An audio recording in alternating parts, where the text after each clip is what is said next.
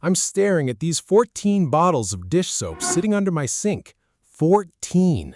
I live alone. I don't even cook that much. But there they are, a mountain of neon-colored plastic, mocking me. I spent $48 on them last month. Why? Because there was a bright red aggressive sign that screamed, "Buy one, get one free." I felt like a genius when I walked out of that store. I felt like I had beaten the system. I told myself I was saving 50%. I was planning ahead. I was being responsible. And now, as I look at this credit card statement showing a balance that I can't quite clear this month, I realize the truth. I didn't save a single cent. I actually paid for the privilege of turning my tiny apartment into a warehouse for a multi-billion-dollar corporation. I didn't beat the system. The system used my own brain against me, and I walked right into it, smiling the whole time. It wasn't always like this. A couple of years ago, I was just like you, just trying to survive the week. I'd come home from work exhausted, my brain feeling like a drained battery, and the last thing I wanted to do was deal with adult responsibilities. Shopping was my escape. It was the only time I felt like I had control. I'd walk into those big box stores, and the lights, the organized aisles, the sense of abundance, it felt like a sanctuary. And then I'd see them, the BOGO signs. They felt like a little reward for a hard week. I'd tell myself, hey, I'm going to use this stuff eventually. It's not spending, it's investing in the future. I felt like a smart shopper. I was playing the game. I saw other people doing it too, loading their carts with heavy, oversized bundles, and I thought we were all in on some secret pact. I was confident, I was calm, and I was absolutely, completely blind. But the subtle cracks started appearing. It was little things at first. A crate of canned beans that expired before I could get through half of them, the extra detergent leaking under the sink because I didn't have a shelf for it. I started noticing that I was spending more time organizing my clutter than actually living my life. And then the holidays hit. The marketing turned predatory. Every store I walked into was a minefield of artificial urgency. Buy two, get one free. Limited time only. Do not miss out. My heart started racing every time I saw a sign. I felt like if I didn't grab the deal, I was losing money. That's the lie, isn't it? That if you don't take the deal, you're losing. My brain became a machine, calculating, grabbing, stacking. I started using my credit card more because my cash flow couldn't keep up with my deals. The swipe sound, that little beep of the terminal, it became the soundtrack of my financial decline.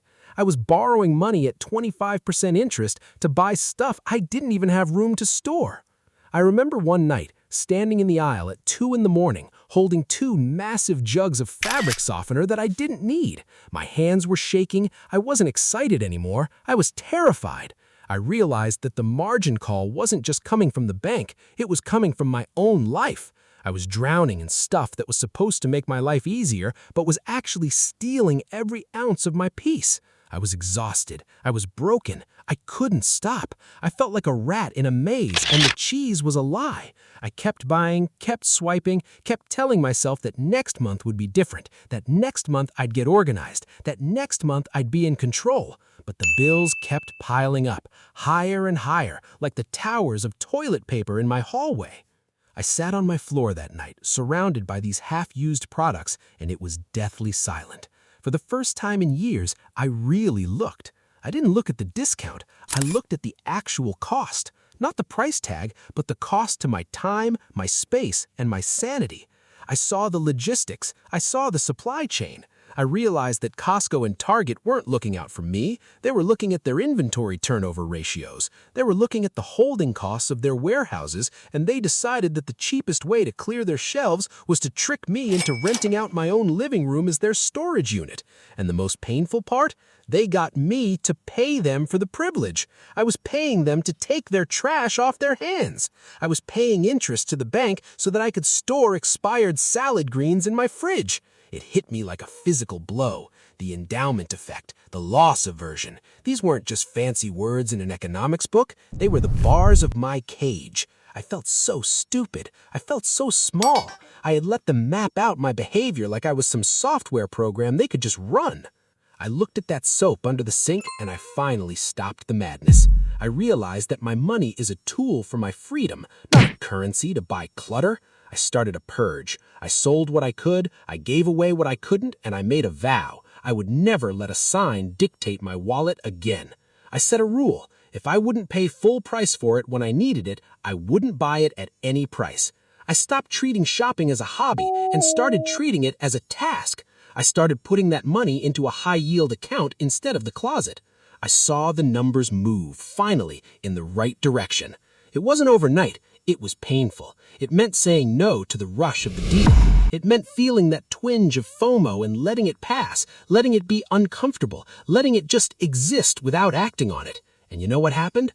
I started to breathe again. You're tired, I know. I can hear it in how you talk about the market, about your rent, about the pressure to keep up. You are being targeted by some of the smartest, most ruthless psychologists on the planet. They're not trying to help you save. They're trying to move their inventory before it rots. You are the final link in their logistics chain, and you are the only one paying for it. It's okay to be angry. Use that anger to reclaim your space and your future. You don't need another 2-for-1 deal to be happy. You need to keep your money in your pocket where it can actually work for you, where it can build a wall between you and the anxiety of living paycheck to paycheck. Look at your closets. Look at your life. Are you owning your things, or are your things owning you? We are better than their algorithms. We are more than just data points in a warehouse report.